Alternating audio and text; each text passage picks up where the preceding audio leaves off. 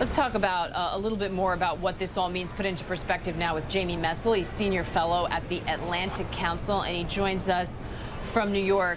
Jamie, there's been so much rhetoric surrounding this, some of it surprising, as was the president's tweet about ZTE. The two sides seem so far apart at times. Sort of parse through some of that for me. Can they reach a deal on trade? What do sort of trade experts and China watchers think? Right. So it's possible that they could reach a deal, but we just don't know. There's so little information that's out there. Certainly, the Trump administration has taken, in some ways, a very hard, at least rhetorical line on China. And in many ways, I'm a big critic of the Trump administration, but I think it's actually welcome. China has gotten away with a lot of really bad things in the field of trade from the U.S. perspective, a lot of theft of intellectual property, not reciprocal access into the Chinese market. So it's actually quite good that the Trump administration rhetorically is being tougher on China. But what's not happening is that Trump hasn't lined up all of the other pressures that are needed to get China to really move in a significant way. And that's certainly the Trans-Pacific Partnership was a cornerstone of that. And now we're at this critical moment because this very aggressive step of imposing sanctions and the steps on ZTE have been taken, but nobody really knows what is happening in the negotiations between Trump and China and the Trump administration and China. And the real danger, though, is that China has a very smart strategy about how they want to build their economy of the future. And that's what this Made in China 2025 initiative is all about. It's all about leading the world in AI, robotics, nanotech, biotech, all these really important industries. And for the Trump administration, there is certainly some behind-the-scenes back and forth going on now. But if we trade the success of our industries of the future for even $100 billion more of agricultural exports from the U.S. to China, that's a loss. So a lot is happening. Yeah.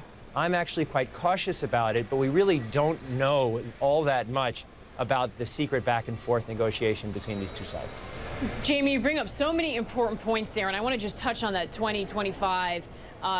There are those who are alarmed about the talk of trade war. There are others who fear that the Trump administration isn't going to be tough enough, to the point you make, and is too focused on manufactured goods and not looking enough at that technology part of the puzzle, about the intellectual property part that you so rightly bring up. Do we understand what the Trump administration's long-term strategy is here? And are the members of the trade team the kind of people who are really in the detail on that technology sort of area of challenges? Those are two really important questions, Maggie. And in terms of the long-term strategy, it's very difficult to know even if there is a long-term strategy, because what we are talking about is really the success of the American economy into the 21st century. So nothing could be more important than America's technological leadership over the course of this century.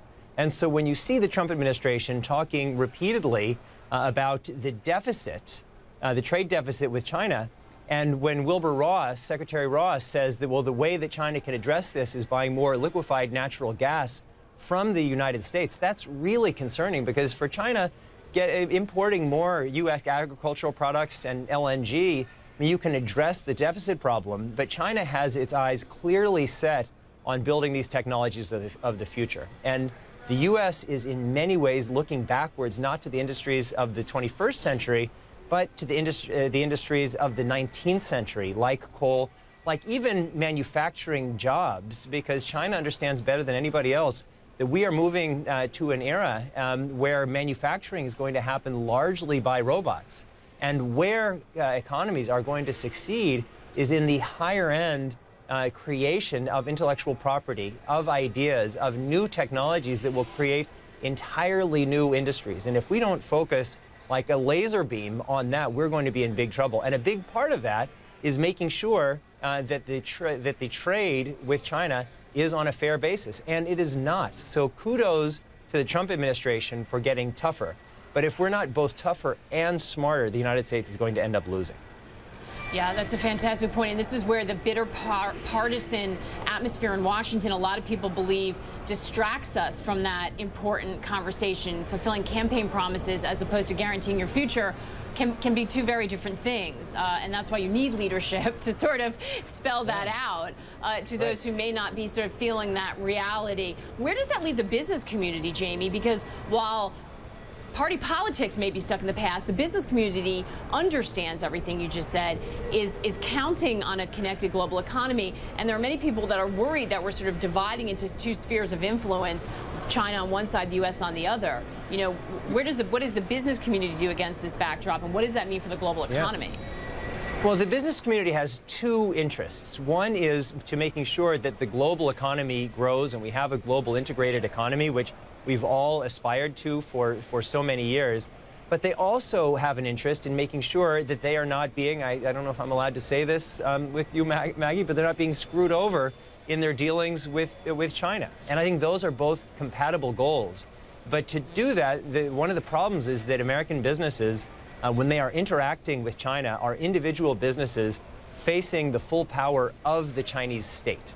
And so the businesses themselves have asked the U.S. administration, not just under President Trump, but under President Obama and others, they've said that they need additional support from the U.S. administration. The problem now is that the U.S. negotiation strategy seems to be very erratic. And so the president and the administration was saying, all right, we're going to rally, we're going to play tough on ZTE and other issues, and then pulling back. And so I think that the business community doesn't like uncertainty, and we have a lot of uncertainty. It would be great if we had more reciprocal access, U.S. companies had more reciprocal access into China. That would be great. If American intellectual property was better protected, that just wouldn't be great for the U.S. That would be great for China and the world, because we would all have more inventions, more innovations, and more intellectual property. So the problem is really just chaos and uncertainty, and the world is screaming out for American leadership, and unfortunately that leadership is largely lacking. Yeah, really fantastic conversation, Jamie, and this is where all the changes happening at the top are concerning. Some in the business community just simply don't know who to deliver that message to, which is a serious situation when you're talking about talks at this level. We'll see if they can sort of get it straightened out as they hit this pivotal moment. Jamie Metzl for us. Thank you so much, Jamie. Fantastic conversation.